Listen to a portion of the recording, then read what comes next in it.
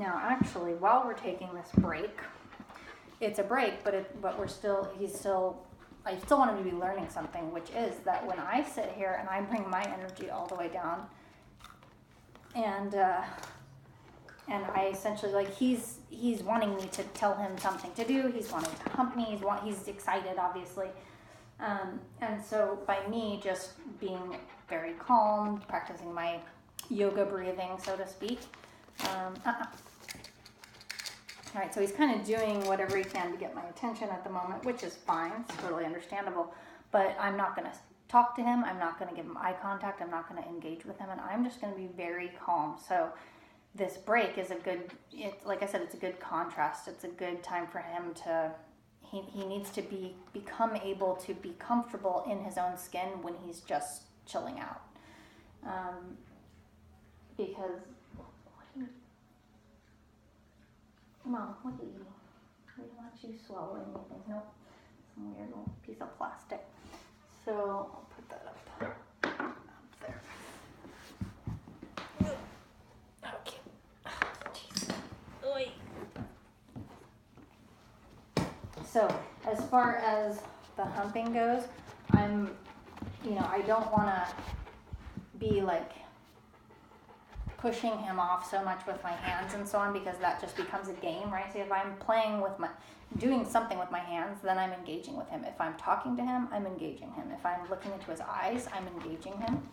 So all I'm going to do instead is just block him, and I'm basically telling him, look, I'm not going to engage with you right now. I want you to relax. And so I wonder if eventually he'll just kind of chill out. I mean, he's doing it, but like begrudgingly. He's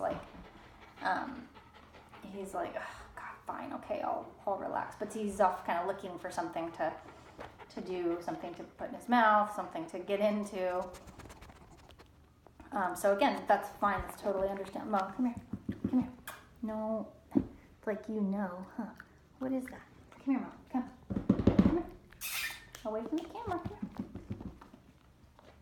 What do you have in your mouth? What is that? Yeah. Okay. But of course, they're just like kids, like toddlers. They want attention and they want engagement pretty much kind of at all times. But it's important, just like it would be if, let's say, one of the kids was crying in their crib, and you wanted to teach them how to self-soothe by not running in and picking them up every time they cry. It's that kind of thing. I'm not engaging with Mo every single time he asks me for engagement. That's a really important part of training, because it teaches him that sometimes, it's time to just not really do anything. And, I'm also not going to stop him. He's, sniffing and doing whatever, but I'm just curious to see if he'll ever just sort of lay down, which I'm sure after a certain amount of time he would. And this is where, something like, Mo, come here. This is where something like, now if he had a collar on, what I would do is I would just hold under, I wonder if I can use this thing. These exercise bands here. Okay, I'm going to try this. Because right now, okay, he has a lot of space to move around, and that's why he's still moving around. However, this is the same concept behind the crate or an exercise pen or something. It's basically to communicate to the dog, look, you only have this much space to move around in, and I want you to be still. So I'm going to put you in this space, or I'm going to restrict your space and restrict your movement to a certain point, so that you basically have no other option but to just kind of chill. So I know this is not the best thing, but come here, Mom. I'm going to just put that around you. Good boy. And he obviously doesn't seem to care about that. And then I'm just going to, I'm not tightening this at all. I'm not making it tight. I'm just simply, I don't know if you can see that. Here, Mom. Here. His heart, there we go. Good boy. Okay. So all I'm doing is just kind of have my hand in there, so that, and even still, you see now that I've got him in this position, now it's like he wants to chew on this, because he's still wanting to move and not calm. Good. But when he does calm down like that, I'm going to go ahead and give him some calm affection.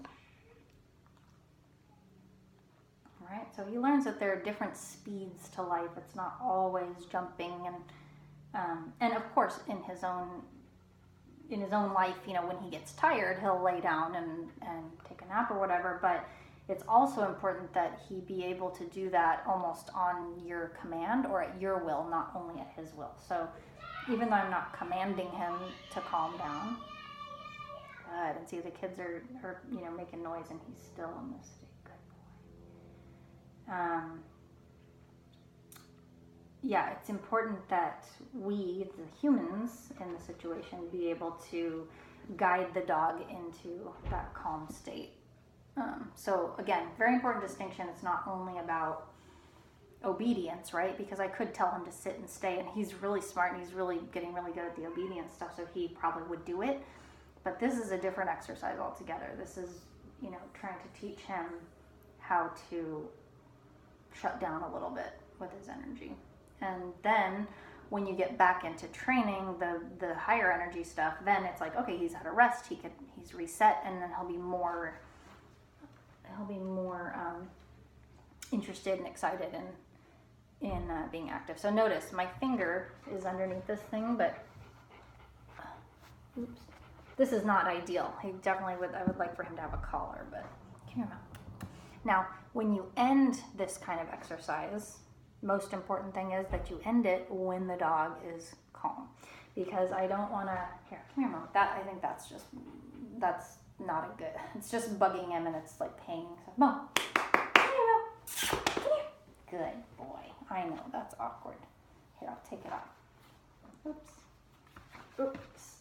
Sorry, but that was not a good idea. There we go. Okay, there you go. But yeah, you want to reward the calm by releasing him to then do whatever he wants and whatever, or just to be him again and not have to be in that position. Good boy. What a good boy. Are you getting tired anyway? Because it's a lot of work. It's a lot of work learning. Yeah, but he's doing great right now. So he's not popping up. I think he's tired himself out a little bit. And when he's being calm and laying there like that, that is a good time to give him affection, because then he's rewarded for that state of mind, not just for the behavior of laying down. And that's a good boy, Mo. Good job. But again, I'm giving him very calm affection, because if I were to say, good boy, in a really high-pitched voice and be petting him all quickly or heavily, then that would amp him up again. So I really am rewarding this, especially because, you know, he's not jumping around, he's not humping, he's just chilling out. Yeah, he's a good boy. And if he gets affection in this state of mind, then he goes, oh, this is nice. That is nice. Good boy.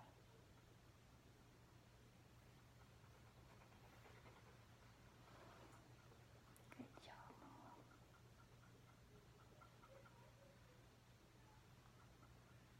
Yeah, good boy.